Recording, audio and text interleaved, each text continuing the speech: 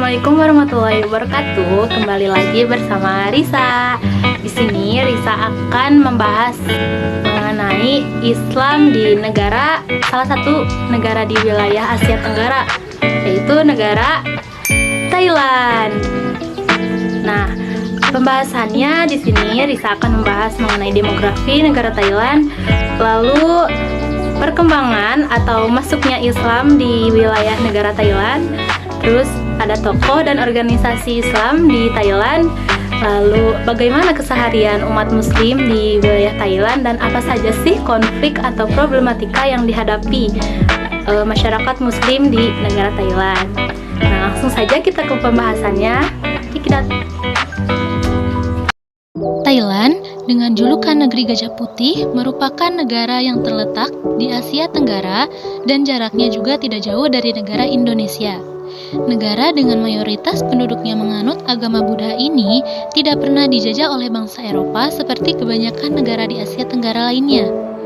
Populasi umat muslim di negara ini hanya berkisar 5% dari seluruh jumlah penduduk yang kurang lebih berjumlah 68 juta jiwa. Negara ini didominasi oleh etnis Thai dan etnis Lao, sekitar 75% dari 68 juta total penduduk.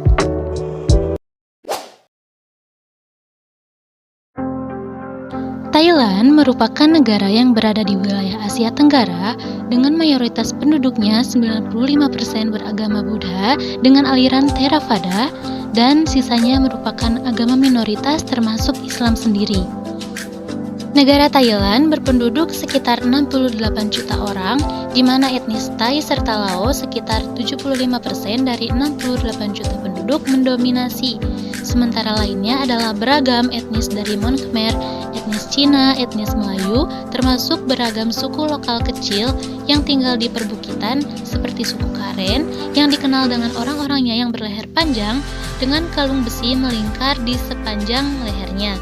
Termasuk juga suku Akha, Lisu, Mong, Yao, Lue dengan busana warna-warni serta perhiasan peraknya di mana mereka bertempat tinggal di wilayah Chiang Rai, Thailand Utara.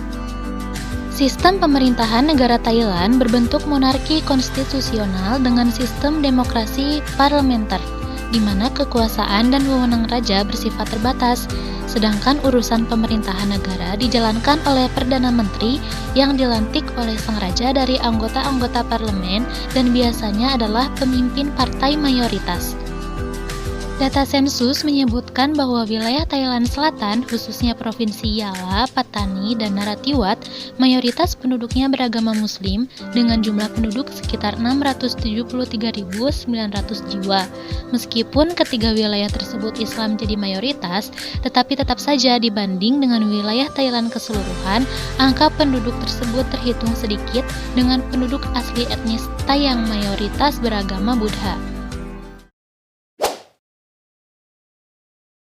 Sejarah Islam di Thailand tidak terlepas dari perjalanan sejarah negara Thailand itu sendiri.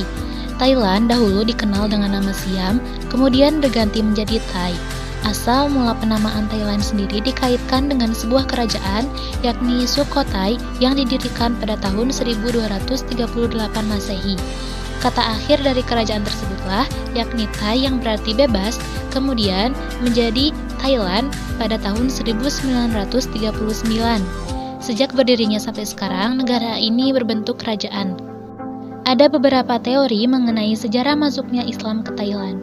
Teori pertama menyatakan bahwa Islam masuk ke Thailand pada abad ke-10 Masehi bersamaan dengan awal penyebaran Islam oleh para sahabat Rasulullah melalui para pedagang dari Jazirah Arab ke kerajaan Patani Raya atau Patani Darussalam.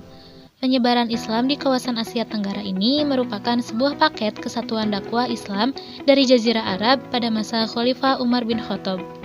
Lanjut, secara historis, Islam sudah menyebar di beberapa kawasan Asia Tenggara sejak lama, seperti di Malaka, Aceh, serta Malayan Peninsula.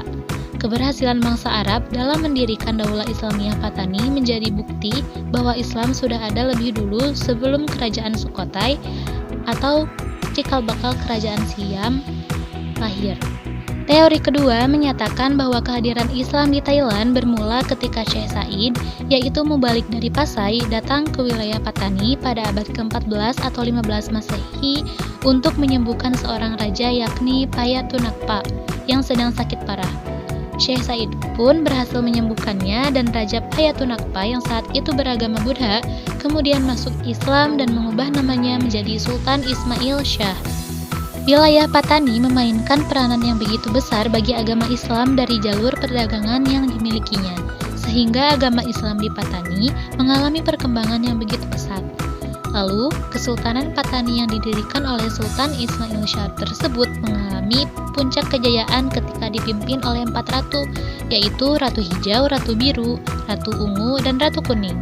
Pada masa ratu tersebut, kondisi kerajaan Patani sangat makmur dan kekuasaannya meluas hingga ke Kelantan dan Terengganu sehingga terkenal dengan sebutan negeri Patani besar. Patani juga mengalami kemajuan pesat setelah menjalin hubungan dengan Kesultanan Malaka serta menjadi pusat perdagangan, terutama pedagang dari Cina dan India. Kerajaan Patani kemudian berakhir setelah dikalahkan oleh Kerajaan Siam dari Bangkok. Jejak peradaban Islam di Thailand yang pertama ada Masjid Pintu Gerbang atau Masjid Krisik. Masjid ini menjadi simbol abadi agama Islam di Thailand yang didirikan pada tahun 1515 oleh Sultan Muzaffar Shah. Selanjutnya ada Masjid Tonson yang dibangun sebelum pemerintahan Raja Songtham pada awal abad ke-17 yaitu pada masa Ayutthaya. Lalu ada Masjid Wadi Al-Husain atau lebih dikenal dengan nama Masjid Telok yang dibangun pada abad ke-18 pada masa Kerajaan Patani. Usia masjid ini sudah mencapai kurang lebih sekitar 300 tahun dan bangunannya itu mirip seperti rumah panggung serta seluruh bangunannya terbuat dari kayu. Dalam rangka memberikan perhatian dan pembinaan kepada masyarakat muslim minoritas dan muslim tertinggal, maka keberadaan organisasi Islam jadi sangat urgent dalam memainkan perannya. Adapun beberapa organisasi, khususnya organisasi Islam yang terdapat di negara Thailand, yaitu Gabungan Melayu Patani Raya yang didirikan di Kota Baru, Kelantan, tanggal 5 Maret 1948. Gerakan ini bertujuan untuk membebaskan Patani dari pengaruh Siam dan gerakannya lebih bersifat sporadis. Adapun kelompok tertua yaitu Barisan Nasional Pembebas Patani atau BNPP yang didirikan oleh seorang aristokrat Melayu. Ada juga Barisan Revolusi Nasional yang didirikan oleh seorang guru agama yang ideologinya didasarkan pada ajaran kiri. Selanjutnya, kelompok yang paling terkenal yaitu Patani United Liberation Organization atau PULO yang didirikan oleh seorang aristokrat dan memiliki tujuan menyatukan semua fraksi-fraksi yang aktif melawan imperialisme. Untuk tokoh muslim di Thailand ada Muhammad Patalong Peta-Baso yang merupakan keturunan Raja Bone ke-24. Beliau merupakan tokoh Islam yang berpengaruh di Thailand dan seorang penasihat kerajaan. Beliau orang yang berhasil meredakan konflik berdarah di Yala, Patani, dan Narathiwat yang melibatkan tokoh muslim dengan tentara Thailand yang sudah berlangsung puluhan tahun. Selain itu, usaha beliau juga mengenalkan Islam yang lemah lembut telah membuat 20 jenderal Thailand masuk Islam. Di masa lalu, banyak muslim Thailand yang menjalankan ibadah sebagai bagian dari budaya. Masih ada praktik keagamaan yang bercampur dengan budaya Hindu atau Buddha. Mereka kurang memahami makna dari ibadah yang mereka lakukan. Namun, saat ini, Muslim Thailand mulai memahami Islam lebih dalam dan praktik keagamaan tersebut sudah mulai hilang. Seorang mahasiswa dari jurusan FMIPA Universitas Shah Kuala, Muhammad Chaidir, mengisahkan kehidupan Muslim di Bangkok. Pemeluk Islam di kawasan ini kebanyakan berasal dari Patani, dan sebagian kecil lainnya berasal dari Indonesia, Afrika, Pakistan, dan lainnya. Komunitas-komunitas kecil seperti mahasiswa Muslim di kawasan ini kerap membuat halakoh-halakoh guna meningkatkan keimanan mereka. Mahasiswa Muslim Indonesia di Bangkok juga membuat pertemuan tiap minggu untuk menambah ilmu keislaman dan meningkatkan rasa persaudaraan antar Muslim senegara asal. Selain itu, hari Jumat menjadi hari raya kecil yang disambut gembira oleh warga Muslim di Bangkok yang berbondong-bondong untuk sholat Jumat. para pedagang berjejer menjajakan makanan tepat di depan masjid sehingga jamaah sholat dapat membeli makanan yang terjamin kehalalannya seusai Jumatan. Problematika yang dihadapi oleh minoritas muslim di Thailand dalam tatanan sosial yaitu mereka mendapatkan julukan yang tidak mengenakan, yaitu kaek, yang artinya orang asing atau orang luar. Pada mulanya, kata kaek ini merupakan istilah untuk orang selain orang Thai. Namun, secara bertahap, istilah kaek ini digunakan pemerintah Thailand untuk mendeskripsikan muslim Melayu.